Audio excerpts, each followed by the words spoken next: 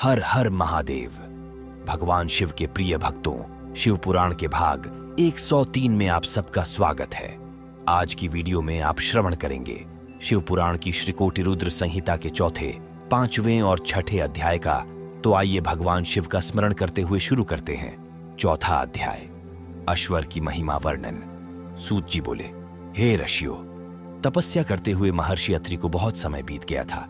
एक दिन मुनि ने समाधि से जागकर अनुसूया से कहा, देवी, मुझे बड़ी जोर की प्यास लगी है। आप कहीं से जल लाकर मेरी प्यास शांत करो। अपने पति की आज्ञा का पालन करते हुए अनुसूया ने हाथ में कमंडल लिया और पानी लाने के लिए चल दी। साध्वी अनुसूया पा की तलाश में इधर उधर घूम रही थीं। ये देखकर स्वयं गंगा जी देवी अनुसूया के सामने आकर बोली, देवी, आप इस समय कहां जा रही हैं? तब उनका ऐसा प्रश्न सुनकर देवी अनुसूया ने गंगा जी से पूछा, भगवती, आप कौन हैं और कहां से आ रही हैं? अनुसूया के प्रश्न का उत्तर देते हुए गंगा जी ने कहा, हे देवी, मैं गंगा हूं और आपके पतिव्रत धर्म और शिव पूजन से प्रसन्न होकर यहां आई हूं। मैं आपकी कर्तव्य निष्ठा से बहुत प्रसन्न हूं। मांगो, क्या मांगना चाहती हो? मैं अवश्य ही तुम्हारी इच्छित वस्तु तुम्हें प्रदान करूंगी। गंगा जी के ऐसे वचन सुनकर देवी अनुसूया ने हाथ जोड़कर विनम्रता से गंगा जी से कहा, हे माता, यदि आप मुझ पर प्रसन्न हैं तो कृपा कर मेरे इस कमंडल को जल से भर दें। मेरे पति प्यासे हैं, मैं उनकी प्यास बुझाना चाहती हूं। तब देवी गंगा बोली, पति परायणे, आप पृथ्वी में एक गड्ढा खोदिए, मैं यहां विराजमान हो जाऊंगी, तब तुम पानी से कमंडल भर लेना। गंगा जी के आदेशानुसार देवी अनुसूया ने गड्ढा खोद दिया।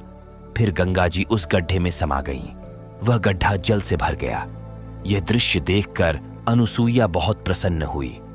उन्होंने अपना कमंडल जल से भर लिया और बोली, हे भगवती, पतित पावनी गंगे, यदि आप मुझ पर प्रसन्न हैं तो कृपा करके इसी प्रकार इस गड्ढे में निवास कीजिए।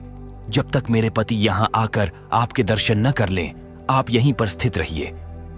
यह कहकर अनुसूया जल से भरा कमंडल लेकर आश्रम में लौट आईं। वहां आकर उन्होंने अपने पति अत्रि को जल पिलाया। उस मधुर शीतल जल को पीकर महर्षि तृप्त हो गए। जब उन्होंने अपने आसपास देखा तो उन्हें सूखे फल फूलहीन वृक्ष देखकर झांत हो गया कि अभी तक वर्षा नहीं हुई है। तब उन्होंने आश्चर्यपूर्वक अपनी पत्नी से पूछा, देवी, जब अब तक वर्षा नहीं हुई है तो यह शीतल जल कहां से आया?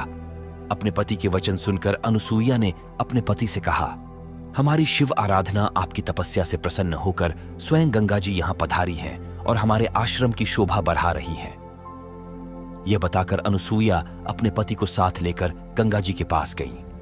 वहां महर्षि अत्रि ने सपत्नीक श्री गंगा जी की स्तुति करना आरंभ कर दिया। तत्पश्चात गंगा स्नान करके संध्या वंदन किया। तब गंगा जी ने दोनों पति पत्नी से वहां से जाने की आज्ञा मांगी। तब महर्षि अत्रि बोले, हे पतित पावनी गंगा, यदि आप हम पर प्रसन्न हैं तो कृपा कर सदा के लिए इसी तपोवन में निवास करें माते। यहां विराज कर हमें कृतार्थ करें। अनुसूया और महर्षि अत्रि की प्रार्थना सुनकर श्री गंगा जी ने कहा, अनुसूये, यदि तुम 1 वर्ष तक की शिव पूजा और पति सेवा का फल मुझे दे दो तो मैं देवताओं और ऋषि मुनियों के हित के लिए यहां निवास करूंगी। तब जगत के कल्याण के लिए देवी अनुसूया ने 1 वर्ष की तपस्या का पुण्य गंगा जी को अर्पित कर दिया। यह देखकर त्रिलोकीनाथ भगवान शिव तुरंत उस पार्थिवलिंग से प्रकट हो गए।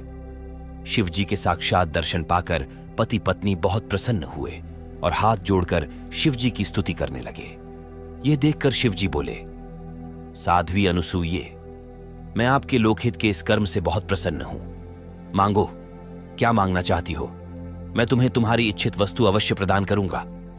तब पति पत्नी ने भगवान शिव के दर्शन किए एवं उनका विधि विधान से पूजन किया। भगवान शिव के बार बार पूछने पर अनुसूया एवं महर्षि अत्रि बोले, हे कृपानिधान, देवाधिदेव भगवान शिव, यदि आप हम पर प्रसन्न हैं तो आप देवी पार्वती सहित यहीं निवास करें, ताकि यहां वर्षा हो, अन्न उत्पन्न हो और सभी प्राणियों का कल्याण हो। तब उनकी बात सुनकर भगवान शिव बोले, हे अनुसूये व मुनि अत्रि, जैसा आप चाहते हैं वैसा ही होगा। यह कहकर भगवान शिव पार्थिव लिंग में समा गए और अत्रिश्वर नाम से प्रसिद्ध हुए। पतित पावनी श्री गंगा जी भी मंदाकिनी नाम से विख्यात होकर उस कुंड में सदा के लिए स्थापित हो गईं। फिर महर्षि अत्रि का वह आश्रम पुनः पहले की भांति हरा भरा हो गया। भगवान शिव के प्रिय भक्तों, शिव पुराण की श्री कोटिरुद्र संहिता का 4था अध्याय समाप्त हुआ। अब आप श्रवण कर रहे हैं 5वां अध्याय, नंदकेश की महिमा वर्णन। सूत जी बोले, हे ऋषियों, कालंजर नामक पर्वत पर श्री नीलकंठेश्वर शिवलिंग स्थित है। यह भक्तों के लिए कल्याणकारी है। वहीं पर एक सुंदर कुंड है।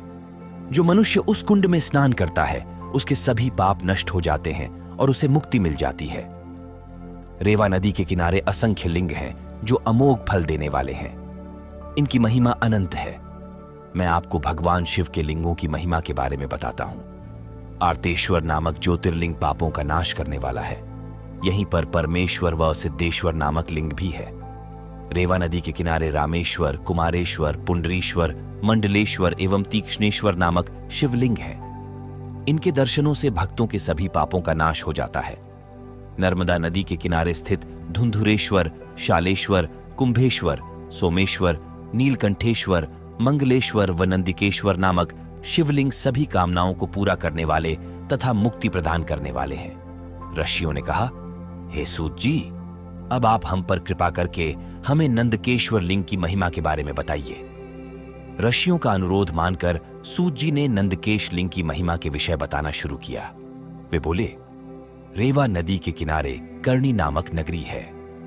उस नगरी में एक ब्राह्मण अपनी पत्नी और 2 पुत्रों के साथ रहते थे। जब वे वृद्ध हो गए तब ब्राह्मण अपने परिवार को वहीं छोड़कर स्वयं शिवनगरी काशी चले गए। कुछ समय पश्चात वहां पर उनकी मृत्यु हो गई। जब ब्राह्मणी और उसके पुत्रों को इसकी सूचना मिली तो उन्होंने काशी जाकर ब्राह्मण की अंत्येष्टि एवं अन्य संस्कार किए। तत्पश्चात वे वापस घर लौट गए। कुछ समय बाद ब्राह्मणी का भी अंत समय निकट आ गया। वह बीमार रहने लगी थी। तब उसने अपने पुत्रों को बुलाकर उन्हें अपनी अंतिम इच्छा बताई। ब्राह्मणी बोली, पुत्रों, मेरी मृत्यु के पश्चात मेरी अस्थियों को गंगा जी में प्रवाहित करना तथा मेरा पिंडदान एवं श्राद्ध काशी में ही करना। पुत्रों ने उनकी इच्छा पूरी करने का वचन दिया। जैसे ही बड़ा पुत्र सुवाद माता के लिए पानी लेने गया, उसने प्राण त्याग दिए। अपनी माता की आखिरी इच्छा पूर्ण करने हेतु सुवाद ने उसकी अस्थियों को काशी ले जाने का निश्चय किया। उसे 20 योजन का मार्ग तय करना था। रास्ते में ही रात घिर गई। तब सुवाद एक ब्राह्मण के यहां रात गुजारने का फैसला किया। उस ब्राह्मण के घर रुककर सुवाद भगवान शिव का पूजन करने के पश्चात वहीं पर विश्राम करने लगा। तभी वहां उसे एक अद्भुत बात दिखाई दी। भगवान शिव के प्रिय भक्तों, शिव पुराण की श्री शतरुद्र संहिता का 5वां अध्याय समाप्त हुआ। अब आप श्रवण कर रहे हैं 6वां अध्याय, ब्राह्मणी की सद्गति व मुक्ति। सूत जी बोले, हे ऋषियों, जिस ब्राह्मण के घर में सुवाद ठहरा था वह सुबह शाम दोनों समय अपनी गायों का दूध निकाला करता था। आज भी उसने अपनी स्त्री से कहा कि बर्तन दे दो, मैं दूध निकालता हूं। तब उसकी पत्नी ने दूध का पात्र दे दिया और बछड्डे को खोलकर गाय के पास भेज दिया। परंतु बछड़े ने जैसे ही थोड़ा सा दूध पिया, उसे तुरंत गाय के पास से हटा दिया गया।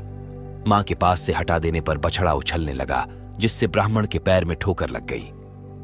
क्रोधित होकर ब्राह्मण ने बछड़े को बहुत पीटा और गाय का दूध निकाल लिया।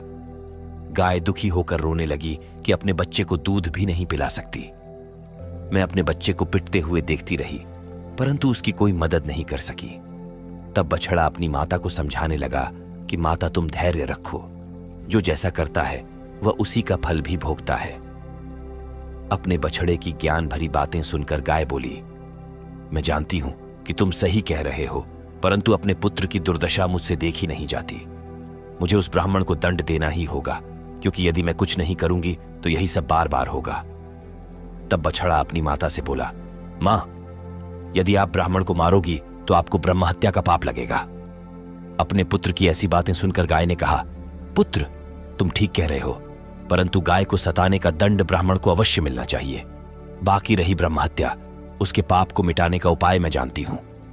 यह कहकर गाय चुप हो गई। गाय और बछड़े की ये बातें वाद ने सुनी थीं।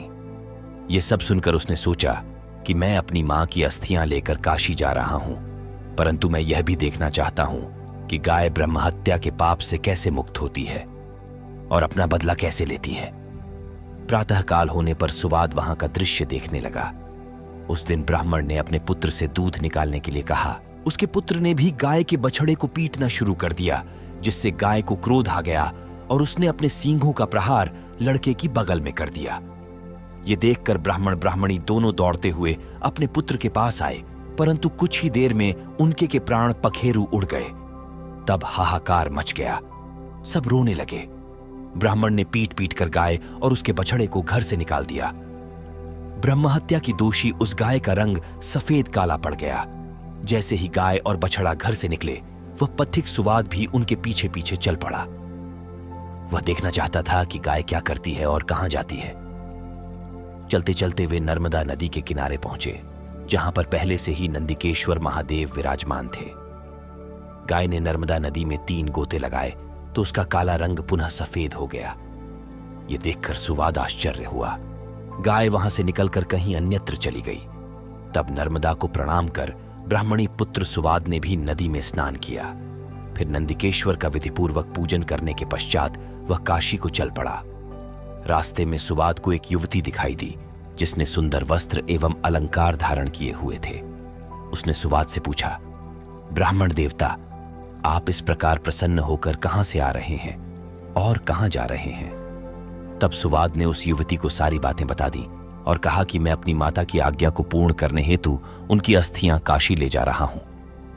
तब यह सुनकर वह युवती बोली, ब्राह्मण, तुम बहुत भोले भाले हो। यह तीर्थ अत्यंत पवित्र है।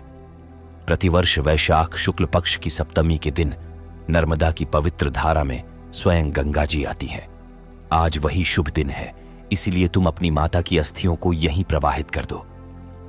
यह कहकर वह युवती अंतर्धान हो गई। सुवाद पुनः नर्मदा नदी की ओर लौट आया तथा उसकी पवित्र धारा में सुवाद ने अपनी माता की अस्थियां प्रवाहित कर दी। तभी उसे एक दिव्य दृश्य दिखाई दिया। उसकी माता दिव्य देह धारण किए शिवलोक को जा रही थी और उसे आशीर्वचन देते हुए कह रही थी कि तुम धन्य हो, तुमने अपनी माता को सद्गति प्रदान कर दी है। पुत्र को आशीर्वाद देते हुए वह ब्राह्मणी शिवलोक को चली गई। भगवान शिव के प्रिय भक्तों, शिव पुराण कथा की श्री कोटिरुद्र संहिता का 6वां अध्याय समाप्त हुआ। अगले भाग में आप श्री कोटिरुद्र संहिता के 7वें अध्याय का श्रवण करेंगे। अगर आपने इससे पहले के अध्याय श्रवण नहीं किए हैं तो आप धर्म भाव चैनल पर जाकर संपूर्ण शिव पुराण का श्रवण कर सकते हैं। वीडियो पसंद आई हो तो वीडियो लाइक जरूर करें, और अगर आपने चैनल को सब्सक्राइब नहीं किया हो तो चैनल को सब्सक्राइब कर बेल आइकन दबाना ना भूलें, ताकि आने वाली वीडियो सबसे पहले आपको मिल सके। हर हर महादेव।